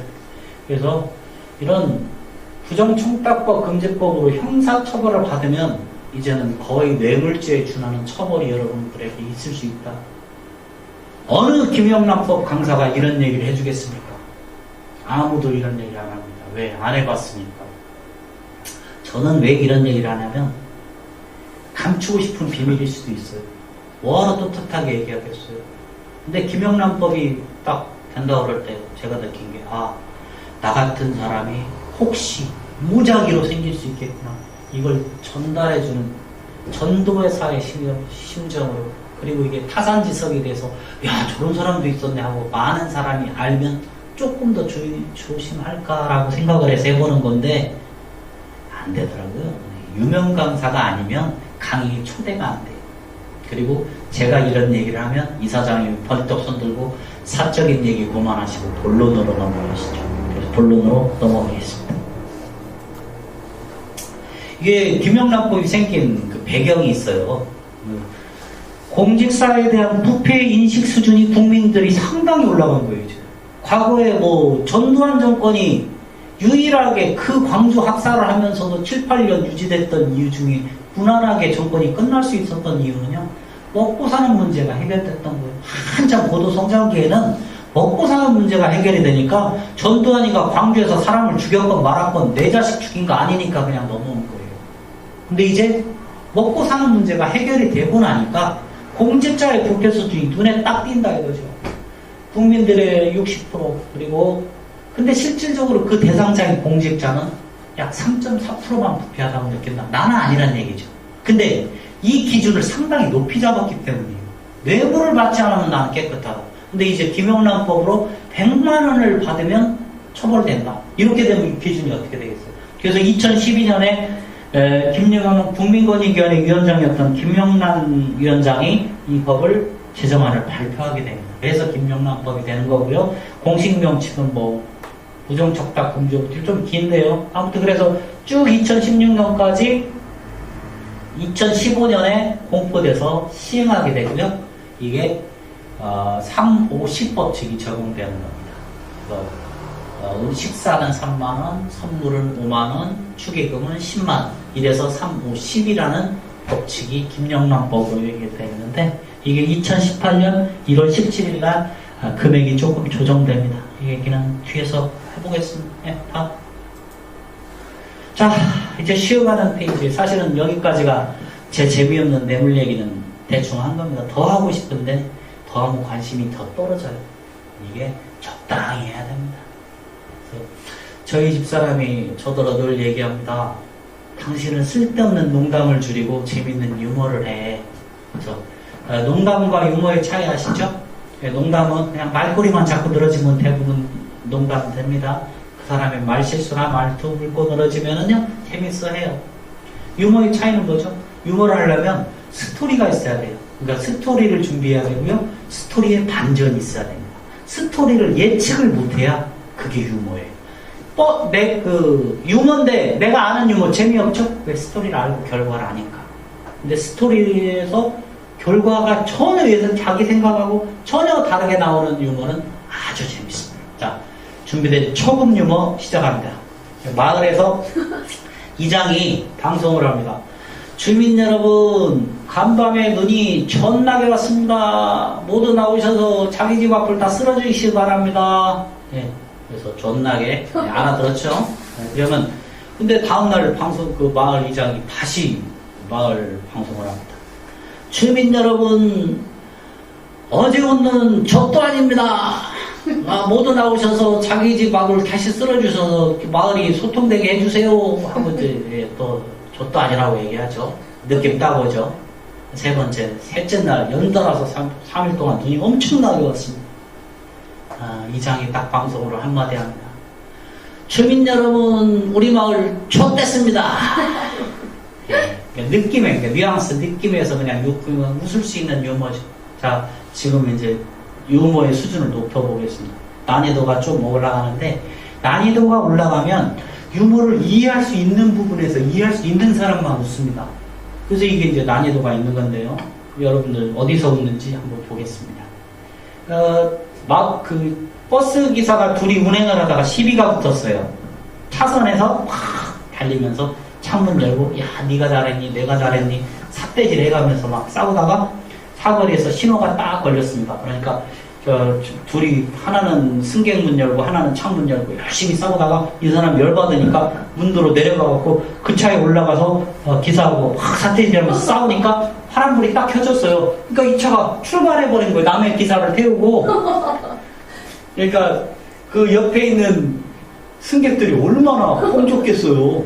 저 어떻게 된가 뻥 찍고 있는데 한참 있다가 기사가 헐레벌떡 뛰어오면서 죄송합니다. 자, 출발하겠습니다 하고 딱 출발하고 얘기가 여기서 끝나야 되는데 경찰이 삐뽀 706번 버스 우측에 대세요. 706번 기사 아저씨 우측에 대세요. 예, 차가 우측에 딱 됩니다. 경찰이 올라옵니다. 딱 인사하고 그 기사 아저씨한테 뭐라고 그랬게요? 아저씨, 키는 주고 가셔야죠. 와, 이 대목에서 웃으면 유머 등급이 A급입니다. 이걸 이해한 거죠. 그러니까 그 기사가 상대편 기사의 키를 빼가지고 와버린 거예요. 그러니까 그 버스는 어땠겠어요? 그러니까 여기서 웃으면 유머 수준이 상당히 높은 사람인데 이때 눈치 보는 사람이 있습니다. 전체 막 웃으면 막 웃긴 웃어요. 근데 옆에 사람한테 살짝 웃습니다. 야, 왜 웃어? 어디서 왜 웃는지를 이해를 못하면 유머 수준이 떨어지는 거죠. 유머는 이해해야 웃는 겁니다. 아셨죠? 네, 여러분도 김영란법 여러분들이 이해할 수 있는 그런 얘기로 한번 해보겠습니다. 그래서 지금 다음에 이제 재정 법인부터 설명해 볼게요. 김영란법이 생긴 이유가 있어요. 공공기관에 대한 국민의 신뢰를 확보해보자 이런 얘기인데 이게 실질적으로 당사자한테는 이런 얘기가 됩니다. 부정청탁의 정중한 거절의 사례가 됩니다. 기존에는 이런 게 없었어요. 부탁을 하면 거절하면 다 기분 나빠합니다. 왜 내가 해달라는데 안 해주면 기분 좋아할 사람 없는데 그 기분 나쁜 사람을 달랠 근거가 없었죠. 근데 이제 김영란법 때문에 안 됩니다. 이렇게 거절할 수 있는 선례가 되고요. 두 번째는 이게 교육 자료에는 이렇게 나와요. 선의의 공직자들을 보호하겠다 취지로 김영란법이 생겼다. 근데 담당자 입장에서는 어떻게 되는 줄 아세요? 실제로는 선의의 피해자가 양산됩니다. 왜? 그동안에는 피해가 부탁을 거절한 거 들었건 별 피해가 없었는데 이게 법적으로는 제정해서 너를 보호하겠다는 건데 사실은 기준이 엄청 처벌 기준이 낮아져서 별일 아닌 걸로도 피해자가 양산된다는 거예요. 이 피해가는 방법이요? 네, 웃는 얼굴에 침 못 뱉습니다. 제가 선거관리위원회에 근무할 때 1회 지방선거가 되니까 후보자들이 한 막 60-70명 되고 거기에 선거운동을 하면 막 200-300명씩 돼요. 그러니까 사람들 다 알지도 못합니다. 근데 누가 전화가 와가지고 제가 지도 개정하고 있는데 뭘 물어봤어요. 제가 나름대로 친절하게 가르쳐줬는데 이 면 사람들이 면 직원을 우습게 와요. 그러니까 선관위 공무원도 면 직원인 줄 알고 자꾸 저를 윽박 지르는 식으로 얘기를 하길래 제가 언성이 높아지고 결국 막 전화상으로 싸우게 됐습니다. 야, 너 누구야? 나 지도계장이다. 너 거기 어디야? 나 기다려? 그래, 올 테면 와. 전화 끊었어요. 근데 한 30분 있다가 뒷문이 딱 열리는데 딱 들어오는데 저 사람 이름은 몰라도 얼굴은 알겠더라고요. 어서오세요. 우리 소파에 앉아가지고 참 힘드시죠? 참 그래도 잘 돼야 될 텐데 하고 커피 한 잔 뭘로 드시겠어요? 커피 녹차? 하고 이제 커피 한 잔 마시고 한참 있다가 근데 무슨 일로 오셨어요? 그랬더니 그 사람이 저한테 얘기해요. 여기 지도계장이 누구예요? 좋은데요? 이게 끝난 겁니다. 웃는 얼굴에 침 못 뱉어요. 이렇게 해서 자연스럽게 끝났습니다. 이 악성민원의 좋은 예는요, 웃는 얼굴로 하는 겁니다. 이게 김영란법의 적용 대상을 구분하는 게 쉬운 것 같아요. 여러분들 중에 아마 자기가 자신 있게 구분할 수 있다라고 생각할 수 있겠지만 사실은 굉장히 어렵습니다. 그러니까 중앙행정기관이고요, 공무원은 다 될 거고요, 학교 다 되고요, 학교 법인도 다 되고요, 공공유관단체가 다 되는데 이게 얼마나 웃기냐면 이 대상 단체명을 뽑아보니까 무슨 골프장도 여기 해당돼요. 왜 되는 줄 아세요? 그리고 무슨 김치연구소 명칭으로 골라낼 수가 없어요. 이게 굉장히 김영란법 적용 대상자를 골라내는 것 자체가 어렵습니다. 언론기관은 다 김영란법 대상이거든요. 근데 네이버 포탈에 뉴스 띄우죠. 네이버가 언론기관에 해당될까요? 아닐까요? 그렇게 어려워요. 일단 아닌데 그럴 수도 있다. 해석하기에 따라서. 그러면 이런 대상 기관이나 기관에 다니는 사람에게는 이런 게 안 된다는 거죠. 그동안에 해왔던 부정청탁에. 부정청탁에 얘가 그 법률을 표현할 때 예시적 표현과 열거적 표현이 있죠.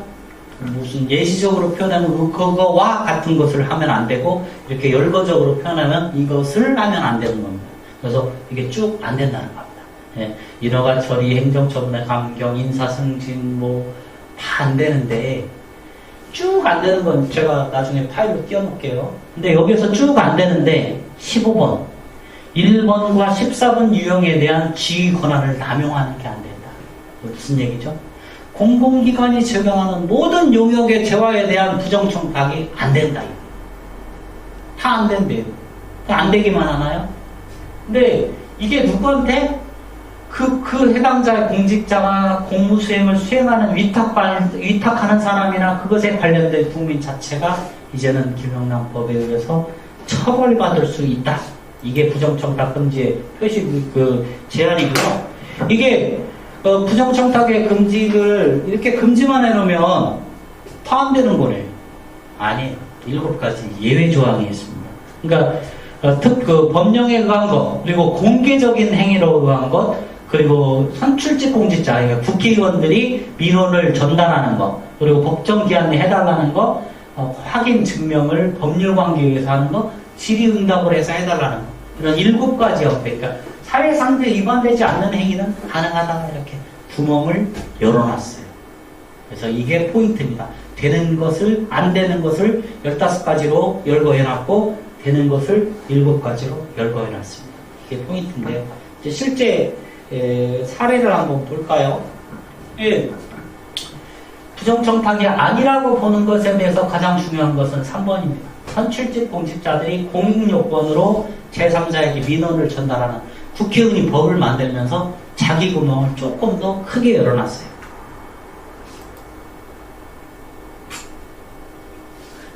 부정청탁의 금지를 이렇게 금지해놨으면 이렇게 이런 사람들의 공직자들이 해야 될 일이 있는데 부정청탁을 받았을 때 먼저 각 기관장은 정기적인 교육 및 청년 담당관을 지정하고 1년에 2시간 이상 뭐 교육하고 보고해야 되고 의무조합, 법정 의무 교육이 생겼어요. 그래서 제가 이게 강의 사업이 사업으로서 매력 있다 하고 뛰어들었는데 4개 이관하고 말았습니다. 유명하지 않으면 안 부르더라고요. 그래서 이게 부정청탁의 금지가 이제 부정청탁을 받으면 거절사를 표명하고 그래도 그러면 서면 신고해라. 그리고 부정청탁이 생기면 소속기관장은 이렇게 처벌하고 통보하고 기록관리하고 해라. 그리고 그걸 공개해라. 그래서 대상자가 위반자가 생기면 직무를 정지하고 대리자를 지정하고 쭉 해라. 이런 절차가 있는데 제가 얘기하고 싶은 건 절차보다 재정의 이유보다 그러지 말아라. 그러지 말았을 때 어떻게 되느냐의 포인트이기 때문에 그냥 넘어가겠습니다. 그래서 이게 주 내용의 포인트예요. 그러니까 아까는 청탁을 15가지 구형으로 부정 유형으로 하지 말아라, 받지 말아라 이거고요. 이게 금품에 대해서는 어떻게 해야 하냐? 한 번에 100만 원을 초과하면 형사처벌, 직무와 관련해서 직무와 관련해서는 100만 원 이하도 처벌, 배우자도, 여러분들의 배우자도, 이때는 한 가지 포인트가 직무 관련성이 있는 경우, 배우자가 금품을 받았을 때는 직무 관련성이 있는 경우에만 하는데 이게 연좌제예요. 그러니까 배우자는 공직자가 아닌데도 배우자 까리도 한다는 거. 그리고 저처럼 외부 강의를 하면 강의료가 법적으로 책정돼 있다. 이런 얘기고요. 이게 처벌을 받을 때 100만 원이냐 아니냐가 과태료와 형사처벌의 기준이에요. 근데 식사는 되고 식사는 3만 원 되고 뭐 선물은 5만 원 되고 이런 얘기는 식사가 뭐냐? 짜장면 식사죠? 식사 제공에 금액 제한 받습니다. 커피는 그럼 어떻게 될까요? 커피 그냥 간단하게 믹스 커피 150원짜리 뽑아왔어요. 이게 해당 금지 대상이에요, 아니에요? 이게 이렇게 구체적으로 들어가면 판단을 해야 되는데 제가 실제로 교육청에 교육 강의를 가봤더니 교육청에서는 커피 한 잔도 안 된답니다. 근데 모법에서는 식사 3만 원 되잖아요. 근데 이게 그 모법이 하는데 그 교육청은 왜 그런가 그랬더니 각 교육법은 행동 강령에 의해서 하위에 의해서 더 강하게 막아놨더라고요. 아예 안 된답니다. 커피 자체도. 근데 이게 얼마나 웃기냐면 그럼 선물이 5만 원 되잖아요. 캔커피를 하나 가져왔어요. 선물로 받으면 뭐 그럴듯하겠죠. 캔커피 하나 받으면 선물이라고 생각하면 받을 수 있죠. 근데 캔커피를 박스로 가져왔어요. 이거 선물 받을 수 있어요, 없어요? 이렇게 모든 것을 판단해야 되는 실질적인 사례가 생긴다는 거. 이래서 금품의 이런 금품을 수수하게 되면 이렇게 해라. 그래서 신고를 하고 거절을 하고 이런 절차가 쭉 돼 있는데, 그러니까 금품 받지 마라. 받으면 신고해라. 이게 포인트예요. 그리고 신고 안 해서 하면 이 사람이 소속장이 어디다가 과태료를 신고하게 되냐면 보통 과태료는 행정관청의 행정처분인데 여기는 특별하게 법원에 비송사무 처리 절차라고 그러니까 소송사무가 아닌 걸로 해서 법원에 과태료 처분을 요구하게 됩니다. 참고로 알고 계시고요. 그렇게 해서 이게 금품 수수가 금지되고 또 왜 그 소속 직원들이 저처럼 외부 강의를 나가게 되면 금액을 정해놨어요. 그러니까 40만 원 그리고 뭐 최대 60만 원 이하로 해놨는데 그전에는 이게 좀 직급별로 차이가 있었는데 지금은 단일화시켰다는 거. 일부 개정돼서 단일화시킨 거고. 이게 위반 행위가 생기고 처리 절차가 이렇게 되거든요. 위반 행위가 신고자가 되면 이 신고자가 어디에 접수할지, 어디에 신고할지를 몰라요. 왜 그러냐면 여러분 소속기관에 바로 신고를 하면 여러분 소속기관에서 조사하고 과태료 할 건지 말 건지 상당히 어떻게 보면 내가 정보를 접근할 수 있는 융통성이 있는데 이게 만약 국가권익위에 간다든지 검찰에 간다든지 경찰에 간다든지 외부 기관에 접수돼서 나한테 오면 아마 여러분들 해명하기 힘들 겁니다. 급급할 거예요. 해명하기 바쁠 거예요. 그래서 그 신고인이 어디에도 신고해도 된다는 거고 이거에 대해서 행위자는 100만 원을 기준으로 과태료 처분을 받느냐 행정 처분을 받느냐 이런 기준이 있고요. 그래서 이게 그 대신 역시 신고자에 대해서는 비밀을 보장하고요, 신변을 보호하고요, 책임을 감면하고 신고자에 대해서는 보상도 해줍니다. 그래서 이게 2015년도 기준인데 보상금은 약 국고 환수액의 30% 내외 최대 30억까지고요. 포상금은 최대 2억까지 지급하는데 보상금이 뭐고 부상금이 뭐냐고 질문하시는 분도 계시는데 아주 단순하게 그냥 쉽게 구분하면 포상금은 표창 주고 부상으로 주는 그런 개념으로 이해하시면 되고요. 보상금은 그 사람의 신고행위로 실제로 국고에 환수 들어온 금액이 얼마냐에 따라서 지급하는 그런 돈이라고 생각하면 됩니다. 다시 한번 강조하지만 신고와 처리 절차는요, 신고자는 신변이 보호되는데 이 사람이 신고하는 기관이 꼭 그 기관에만 신고하는 게 아니고요. 어디에 신고할지 모르기 때문에 여러분들 조심해야 되고요.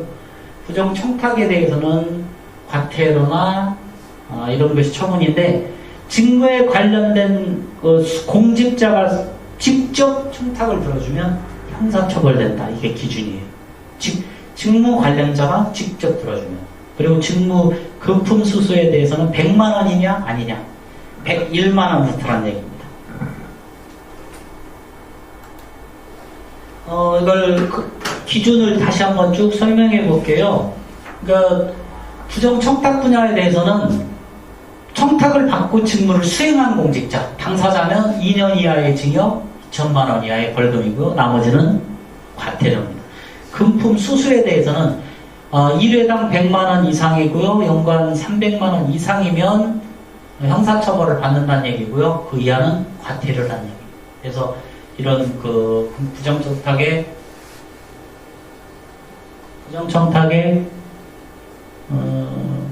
구분과 금품수수의 구분은, 부정청탁에서는 당사자가 그 부정청탁을 수행한 당사자냐 아니냐, 그리고 금품수수에서는 100만 원이냐 아니냐, 이게 상당한 기준을 나누고 있다는 거 꼭 명심하시기 바랍니다. 예외 사유를 아까 7가지로 결정해 놨잖아요. 근데 그 7가지 중에 3번에 보면은 국회의원은 대상이 아닌 것처럼 이해할 수 있는데, 사실 그건 아니고요. 국회의원도 김영란법 적용 대상이에요. 근데 그 사람이 들어주는 청탁에 대해서는 전달자 역할을 한다고 청탁에 외에지, 국회의원도 김영란법 적용 대상자입니다. 그리고 이제 이게 파파라치가 상당히 우려했는데 그렇게까지 뭐 크게 활성화되지는 않았고요. 아직까지 뭐 적발하기는 쉽지 않다. 이게 그래서 그런 얘기가 꾸준히 나오잖아요. 350으로 제한을 한 결과 농축산이나 화해나 다 죽어간다. 이런 논란이 생겨서 2018년 1월에 일부 개정이 돼 있다. 그 범위가. 근데 여기서 김영란법이 태생에 대해서 이해를 하나 하고 넘어가면 좋은 게, 김영란법이 처음 생겼을 때는 이해충돌 방지법이라는 것까지 구상을 했었어요. 이해충돌 방지법이 뭐냐? 내가 사립학교 재단을 운영하는데 국회의원이 됐어요. 그럼 그 해당 상임위에서 아예 배제시키는 겁니다. 해당 업무에서 자체에서 배제시키는데 그렇게까지 할 필요가 뭐 있느냐 하고 법 제정 과정에서는 이게 빠졌는데, 미국식으로는 이해충돌 방지법, 그래서 거기까지도 아마 우리 김영란법이 발전하면 가지 않을까 이렇게 생각을 해봅니다. 여러분 자신 주무시는데 꿈꾸는데 머리 하얗고 수염 긴 할아버지가 나와서 6자리 숫자를 불러줍니다. 2자리 숫자를 6개, 0, 3, 12, 32, 39 하면 다음날 딱 일어났는데 숫자가 뚜렷이 생각나요. 막 생생해. 그럼 이거 시내 계시죠? 그래서 뭐예요? 바로 로또 사야죠. 6자리 다. 근데 안 돼요. 아니, 할아버지가 그렇게 정확하게 설명을 해줬고, 깨고 났는데도 생생하게 생각하면 이건 신에 계신데 왜 안 됐을까요? 로또가. 분명히 로또인데 왜 당첨이 안 됐죠? 할아버지가 몇 회 찬지를 안 알려준 거예요. 이게 얼마나 포인트가 중요하냐면, 김영란법 백나 설명해봤자 자세히 들어가면 모른다는 얘기입니다. 그래서 요약해놨습니다. 김영란법의 10개명 350, 이게 기본이고요. 직무 관련성 있으면 식사 3만원 이내로 해야 되고요. 애매할 때는 더치페이고요. 그리고 결혼, 장례, 입대 외에는 경조사, 회가 돌잔치 안 된다는 얘기고요. 그리고 식사 대접은 3만원이어야 되고요. 그러면 식사하고 선물을 합쳐서 식사 자리에서 선물을 받았어요. 그럼 식사가 3만원이고 선물이 5만원이죠. 그럼 8만원인가요? 아닙니다. 이때는 높은 것에 대해서 제한받습니다. 8만원이 되는 게 아니고 5만원 범위 내에서. 거기서도 또 식사는 다시 3만원 제한. 그러니까 5만원 범위니까 그럼 식사가 4만원이고 선물이 만원이면 안 된다는 거예요. 다시 제한을 항상 낮춰서 굉장히 강력하게 짜놨습니다. 그래서 첫 번째 청탁받으면 분명히 거절해야 되고요. 두 번째 똑같은 청탁받으면 바로 기관장에게 신고해야 됩니다. 이런 식으로 이 10가지 구체적인 사항만 지키시면 여러분들은 김영남 제가 앞에서 막 굉장히 복잡한 것을 설명했는데 실제로는 이 10가지만 피해가면 거의 대부분의 김영란법을 피할 수 있을 겁니다. 근데 여기서 포인트죠. 근데 왜 나를 위한 처벌은 김영란법에서 부정청탁이라고 안 할까요? 네. 그 사람 입을 막으면 자기 이익을 위한 민원 자체를 막는 거예요. 그래서 자기가 자기의 이익을 대변하는 청탁은 가능하도록 이렇게 하는 겁니다. 그러면 식사 3만 원이죠. 3만 원 규정이 얼마나 애매하냐면 더치페이에서 그냥 회비를 3만 원씩 걷었거나 아니면 내가 3만 원 냈으면 상관없어요. 근데 회식 자리에서요 모임에서 계산 세 사람 먹고 나는 그냥 맥주만 한 잔 딱 먹었는데 n분의 1로 나눴을 때 3만 원이 넘으면 나는 저쪽 될까요? 안 될까요? 먹은 거 맥주 한 잔인데 금액은 나를 기준으로 한 게 아닙니다. 그날 모인 사람을 n분의 1로 나눴을 때 3만 원이 넘으면 나도 그 자리에 있었기 때문에 3만 원이 넘는 거예요. 그리고 5만 원도 아까 다시 말씀드렸다시피 선물, 식사 제공 장소에서 5만 원을 받으면 3만 원, 5만 원이 아니고 5만 원이고 더군다나 이게 교육공무원이나 학교 선생님들은 커피 한 잔도 안 되도록 교육공무원 윤리경영에다가 해놨더라고요. 그래서 더 강력하게 안 된다는 겁니다. 경조사 10만 원이에요. 이게 뒤에 말씀드리겠지만 이게 5만 원으로 줍니다. 개정 전의 자료고요. 일단 뒤에 가서 다시 설명되겠지만 5만 원 넘을 수 없고요. 다른 장례하고 결혼에만 됩니다. 경조사니까 다 회갑이나 돌잔치는 안 돼요. 그리고 이 선물의 금품의 수수 기준이 100만 원인데 뒤에 다시 한번 설명드리겠지만 100만 원이 얼마나 중요한지 뒤에서 다시 한번 설명드리겠습니다. 이게 안 된다는 겁니다. 기존에는 다 됐어요. 그러니까 이게 김영란법 적용 대상자가 얼마나 구분하기 어렵냐면 대형 병원에 가면 입원 대기해야죠. 순서 쭉 3개월 걸립니다. 그러면 나 급하니까 세측해야죠. 아는 사람 유를 통해요. 되는 데가 있고 안 되는 데가 있어요. 어디가 되고 어디가 안 되냐? 국공립병원 다 안 됩니다. 민간병원만 됩니다. 된다는 게 아니고 적용 제재 자체를 받지 않는다는 거고요. 근데 여기서 아주 애매한 경우가 있어요. 국공립대학 의대 교수인데 민간병원에 위탁 외래로 출근합니다. 될까요? 안 될까요? 이렇게 복잡해집니다. 김영란법이 실제로 적용하면 굉장히 복잡해지는데 그냥 간단히 구분하면 철도공사에서 기차표 예매하는 거 추석 기차표 좀 몇 장 뽑아줘. 돼요? 안 돼요? 안 돼요. 철도공사가 공공기관이기 때문에. 대한항공에 전화해서 아는 친구한테 야 하와이엔 비행기 좀 몇 장 뽑아줘? 이건 제대 대상 아니에요. 민간기업이기 때문에.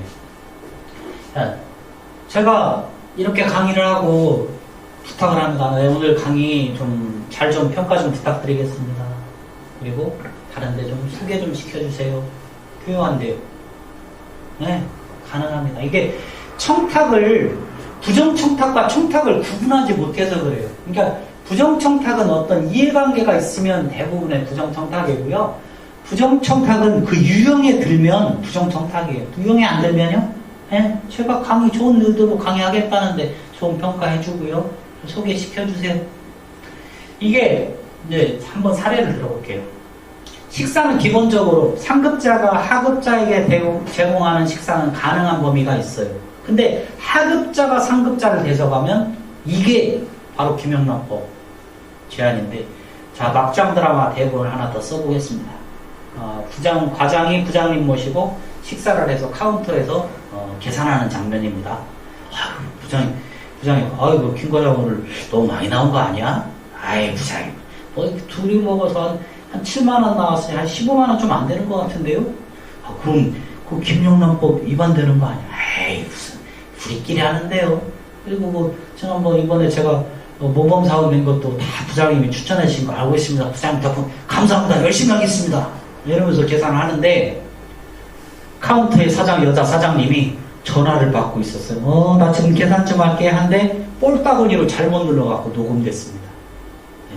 그러면 바로 여러분 빠져나오지 못하는 이게 실제 되는 거예요. 왜 녹음된 증거 있고 계산된 영수증 사장님 가지고 있다가 신고하면 여러분들 이렇게 실질적으로 이런 사례들이 얼마든지 생길 수 있다는 거고요. 이걸 정리해보면 부정청탁의 14가지 유형을 쭉 설명해놨어요. 나중에 파일 자료로 전면으로 띄워보겠습니다만은, 근데 여기 포인트가 있어요. 여기 공공기관이 생산 공급하는 재화 용역의 비정상적인 거래가 전부 다 안 된다는 겁니다. 엄청난 거예요. 다 안 된다는 소리를 아주 간략하게 해놨어요. 그리고 아까 15번에서 이에 관련된 유사 규정이 전부 다 안 된다. 그러면 이게 또 양벌 규정이에요. 사업주까지 처벌할 수 있도록 하죠. 굉장히 법체계는 세게 돼 있는 겁니다. 그래서 이해 당사자가 자기가 직접 하는 것 외에는 제3자를 통한 부정청탁 자체가 안 되고요. 그리고 그걸 들어주면 공직자는 처벌받게 된다.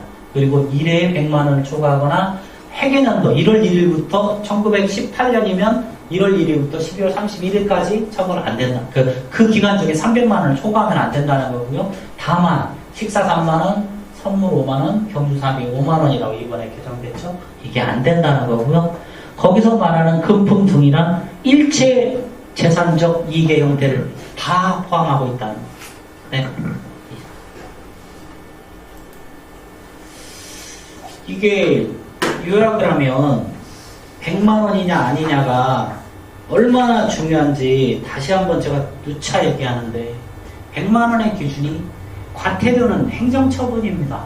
과태료는 공무원 생활하면 공직 생활하는데 과태료 받았다고 해서 크게 불이익은 없을 거예요. 신분을 유지하는데. 근데 형사처벌을 받게 되면 금고 이상의 형을 받게 되면요, 여러분 직을 유지하기가 아마 힘들어질 겁니다. 그래서 이 100만 원이 기준이 아주 중요하다고 제가 누차 말씀드렸는데, 그러면 100만 원을 여러분, 제 강의를 들은 사람들은 100만 원을 받으면 어떻게 합니까?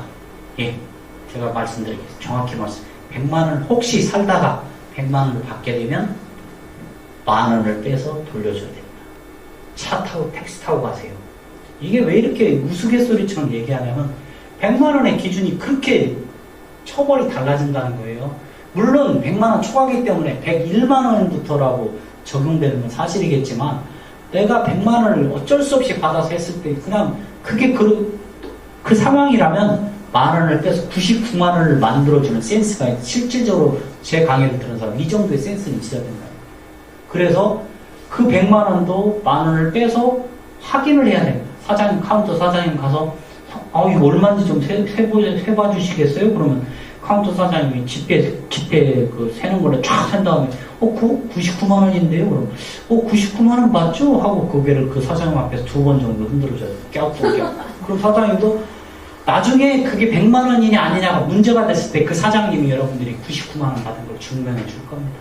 그게 이만큼 행적 과태료 처분을 받느냐 형사처벌을 받느냐 이렇게 중요하고요. 그 사장님도 여러분들이 100만 원 받으면 손님 하도 많아갖고 그게 100만 원인지 아닌지 잘 기억이 안 나는데요? 이럴 수 있어요. 근데 99만 원은요 대부분 기억합니다. 특이하거든요. 99만 원 주는 사람은 없거든요. 네, 그래서 여러분 이렇게 중요하다는 얘기 말씀드리고요. 이제 다 끝나갑니다. 자, 힘내세요. 네, 끝나갑니다. 자, 김영란법 왜 어려운가요? 왜? 이렇게 들었는데도 뭔가 알쏭달쏭하고 모르겠죠? 정확히 모르겠습니다. 여러분, 저는 강의를 하면서 질문을 하지 않습니다. 왜 안 하는지 아세요? 질문에 답해봤자 별로 잘해야 본전이거든요. 차라리 건강식품 이런데 관광버스 올라가면 질문에 맞추면 막 우황청심원도 주고 우루사도 주고 막 주니까 맞출만한데, 제가 여러분들한테 질문해봤자 본전입니다. 대부분의 강사들이 뭐 자기 강의에 호응도를 보기 위해서 질문을 던지는 사람들이 있는데 그 질문에 답해봤자 본전. 왜 그러냐면 질문에 그 강사가 되게 질문을 하면 질문에 의도가 있고 그 의도를 맞춰야 본전이고, 못 맞추면 내가 그걸 알면 내가 강사하지 뭐 지가 강사하고 왜 나한테 왜 물어. 저는 질문하지 않습니다. 근데 또 하나, 질문을 받지도 않습니다. 이게 무슨 얘기냐면, 제가 김영란법 강의를 나가면 작정하고 이거 질문하려고 한 10개씩 쏘는 사람들이 있어요. 뭐는 되니, 뭐는 안 되게 되니, 안 되니를 물어봐요. 그럼 제가 답변 안 합니다. 왜 그러냐면, 이게 국민권익위가 법령 해석권이 있어요. 국민권익위에 물어보면 답변해줘요. 그럼 국민권익위가 된다고 해서 되고, 안 된다고 해서 아닙니까? 착각하지 마세요. 해석권 아닐 뿐이에요. 그 사람 그렇게 해석한 것 뿐이에요. 실질적으로 형사처벌을 받니 안 받느니 누가 결정해요? 일단 검사가 하죠. 검사가 법리를 해석합니다. 적용되면 국가권익위에서 해라고 해서 했는데요. 하지 말라고 해서 해라고 해서 했는데요는 검사가 그 국가권익위가 잘못한 거야 하는 순간 뒤집어집니다. 한 번 다시 판결을 받으려면 판사가 이거는 검사가 잘못했어 라고 할 수 있습니다. 그렇기 때문에 저는 감히 해석하지 않습니다. 그냥 기준만 알려주는 겁니다. 판단은 실에서 이게 판례가 쌓여야 돼요. 아직도 김영란법이 그렇게 많은 판례가 쌓이진 않았지만 첫 번째 위반 사례가 경찰관한테 떡 준 거잖아요. 그럼 떡 주면 안 되겠네요? 예, 물론 안 되죠. 하지만 되는 상황이 될 수도 있어요. 종합적으로 판단을 줄 수밖에 없는 사람이 살다 보면 그런 상황이 생길 수도 있고 인척관계일 수도 있고 그걸 판단은 판사가 최종적으로 합니다. 그럼 판사가 최종적으로 해서 판례가 쌓이면 그것들이 결정하는 기준이 되지 제가 여러분들한테 감히 김영란법 전문 강사라고 그래서 된다 안 된다 말씀 못 드린다는 거 그래서 질문을 하지도 않고 질문을 받지도 않는다는 거 이해해 주시기 바랍니다. 근데 왜 김영란법이 어렵냐? 이게 어려워서 그래요. 이 관점에 누가 김영란법 대상자인지 알 수가 없어요. 워낙 많다는데 그 사람이 어디 다니는지 무슨 일을 하는지 알 수가 없어요. 이렇게 보시면 안 돼요. 내가 김영란법 대상자다라고 하고 보셔야 돼요. 내가 김영란법 대상자인지 아닌지는 자기가 제일 잘할 거 아니에요. 상대방은 몰라요. 하지만 나는 김영란법 대상자예요. 그러면 무엇을 하지 말아야 되고 무엇은 어떻게 신고는 어떻게 해야 된다. 내 기준으로. 그리고 제 강의를 듣는 사람들은 일단 김영란법 적용 대상자라고 생각하고 말을 했기 때문에 내가 김영란법 대상자는 이렇게 하지 말아야 된다. 이게 포인트입니다. 그러면 어떻게 하면 명확하게 구분할 수 있을까요? 네, 이게 포인트, 오늘 두 번째 키포인트. 아까 제가 설명을 할 때 부정척당과 금품을 어떻게 가려내야 되겠냐. 보세요. 여러분들 이제 현업의 현장에서 일하기 엄청 쉬워지는 게 김영란법 때문에 무슨 청탁이 들어왔어요. 이걸 들어주고 싶은지 안 들어주고 싶은지 여러분이 판단하세요. 들어주고 싶으면 청탁의 예외조항 7개 조항에서 사유를 찾아보세요. 거기에 해당되는 게 있으면 들어주시면 돼요. 안 들어주고 싶어요? 거절하고 싶어요? 그러면 부정청탁의 금지조항 14개, 15개에서 찾아보세요. 분명히 있을 거면. 그럼 정중하게 거절하시면 돼요. 옛날에는 청탁을 거절하면 저 새끼 내가 그럴 줄 몰랐는데 이렇게 고향 친구인데 할아버지 조카인데 이런 얘기 필요 없어요. 그냥 거절하시면 돼요. 김영란법 때문에 죄송하게 됐습니다 라고 정중하게 거절하면 거의 대부분 청탁을 막을 수 있을 겁니다. 그래서 청탁을 부정청탁하고 청탁으로 구분할 줄 아는 힘만 키우면 되지 그것이 부정청탁이라 더 구체적으로 알 필요 없다는 게 키포인트입니다. 그래서 여기서 금품수수의 경우에는 3, 5, 10 이 법칙 꼭 지키시고요. 그 범위 안에서 아까 얘기했던 10개명 지키시면 이건 큰 문제 없을 겁니다. 그래서 관행적으로 금품을 수수하는 게 지금까지는 그래 왔는데 이걸 김영란법 때문에 끊어내겠다는 거 이게 굉장히 어려운 일입니다. 실질적으로는 아까 말씀드렸죠. 털라고 하지 않았는데 사무실 비용 쓰세요. 거절하기 굉장히 힘듭니다. 여러분들 이제 패러다임에 김영란법에 의해서 뇌물이나 이런 청탁을 바라보는 패러다임이 바뀌어야 되는데 천만영화라고 하죠. 천만영화 누가 만들어요? 감독이 만들고 주연배우들이 만들고 이렇게 생각해왔죠. 근데 천만영화를 만든 것은 그 영화를 본 1000만 명이 주인공이라는 거예요. 김영란법은 내가 상관없는 법에서 이제 내가 해당되는 법으로 패러다임의 변화가 와야 될 시기가 된다. 이게 오늘의 포인트입니다. 근데 이렇게 시행을 하다 보니까 난리가 난 거예요. 실제로 해보니까. 실제로 물론 문화가 많이 바뀌어서 회식 문화도 바뀌었지만 화훼농가, 축산농가가 죽어나가겠다는 거예요. 그리고 공직자들 전부 다 오얏나무 밑에서 갓을 고쳐 쓰지 않겠다는 행태로 나와서 그래서 보완된 게 요겁니다. 금액을 좀 조정해보자. 너무 경직돼 있다. 그래서 예외적으로 할 수 있는 오히려 경조사비는 10에서 5만 원으로 줄었는데 대신 화환이나 이런 것까지는 10만 원으로 가능하다. 이게 바뀐 겁니다. 포인트. 그러니까 축부이금은 줄고 대신 화환이나 조화를 같이 할 수 있도록 그렇게 만들어놨어요. 그리고 그래도 직접적인 이해관계가 있으면 안 된다. 이게 포인트입니다. 다음 장으로 보시면요. 그래서 농산물을 합쳐서 할 수 있는 걸 숨통을 조금 튀어놨거든요. 그래서 농산물 선물이 5만 원이면 그 외 선물도 5만 원에서 10만 원까지 선물을 할 수 있도록 이렇게 해놨고요. 이게 농산물도 애매한 게 근데 가공품의 퍼센테이지가 있어요. 무엇은 얼마 조심해. 실질적으로 선물할 때 조심해야 되고요. 축부이금도 10만 원까지 가능한데 그 중에서 5만 원은 부이금 돈은 5만 원을 넘으면 안 된다. 나머지는 조화나 이런 것이다. 이게 이번에 개정된 2018년 1월 17일부터 시행되고 있는 개정이고요. 하나는 외부 강사료가 그전에는 차등이 있었는데 직급별 차등이 있었는데 지금 40만 원 정도로 통일해놨다는 겁니다. 대단히 수고하셨습니다. 제가 할 수 있는 얘기는 여기까지 다 한 것 같고요. 저희 부정청탁문제연구소는 네이버 카페에 들어오셔서 카페명을 부정청탁문제연구소 치시면 검색할 수 있고요. 거기서 뭐 필요하신 내용이나 할 수 있습니다. 제가 이렇게 인터넷 강의 내용을 공개한 것은 누구든지 김영란법 자료로 제 자료 내려서 쓰셔도 되고요. 보셔도 되고요. 사실은 저를 초청해서 들어봤자 똑같은 얘기 반복할 겁니다. 하지만 뭐 현장감이나 하면 사람이 직접 설명하는 걸 듣고 싶으시다 하시면 부정청탁문제연구소 들어오셔서 강의 신청하시면 일정 조정해서 나가는 걸로 해보겠습니다. 그냥 장시간 고생 많으셨습니다. 대단히 감사합니다.